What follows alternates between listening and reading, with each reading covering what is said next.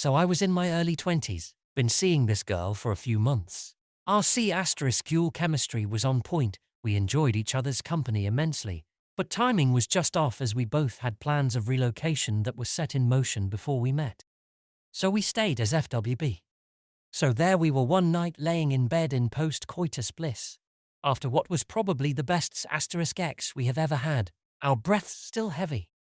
She seemed more coquettish than her usual self, snuggling her body close to me in a tight embrace.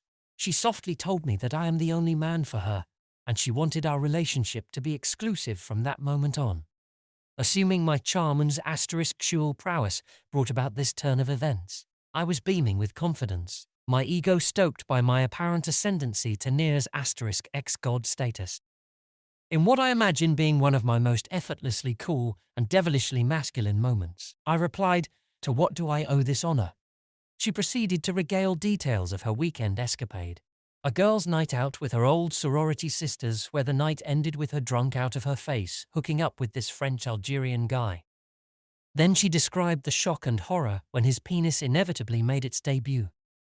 Apparently, it was 12 inches long and thicker than a Coke can. She said she was frightened by it, that it looked like a torture instrument that would tear her apart.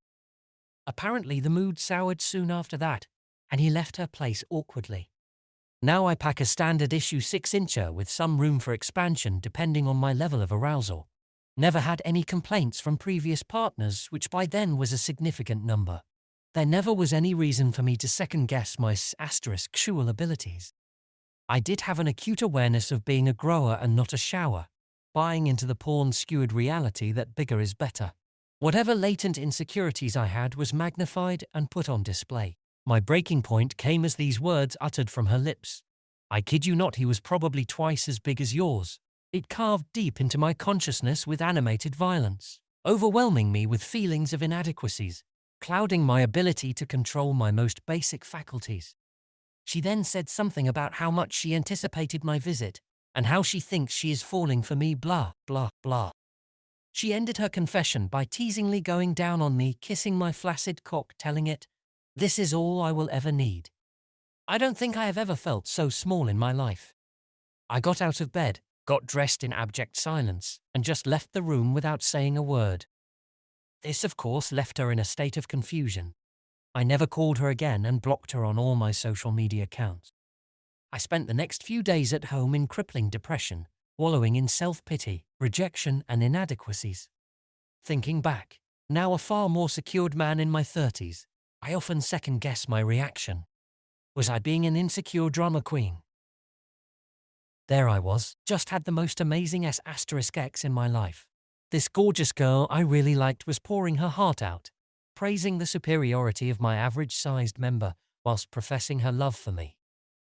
Yet the only image in my head is her staring with wide eyes at the sheer size of his monster dong. Once the image got stuck in my bead, my ego blinded by the green-eyed monster, there was no turning back. Edit an afterthought to address some common questions. The fateful night took place some 15 years ago. We were both getting ready to start our new lives in different countries. So any form of commitment then would take the form of a long-distance relationship. I am sure her intent was not malicious. She probably thought she was being sultry and as ***, why and hey. What is youth without a few awkward and misguided episodes? I certainly could have handled the situation with more finesse. But that's the nature of fear, insidious in its grapple.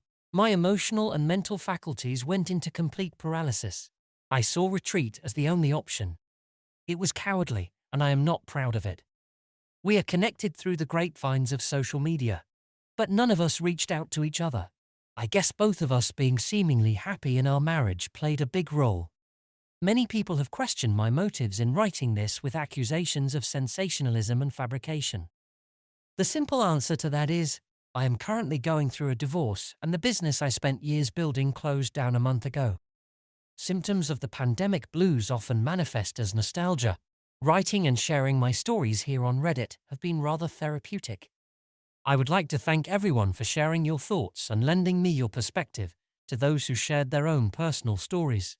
I would try my best to reply on a more personal level, but given the sheer volume, may prove difficult. To those generous souls, I thank you for the rewards. It's been heartwarming. TL Doctor may have missed out on the best relationship in my life due to my insecurities.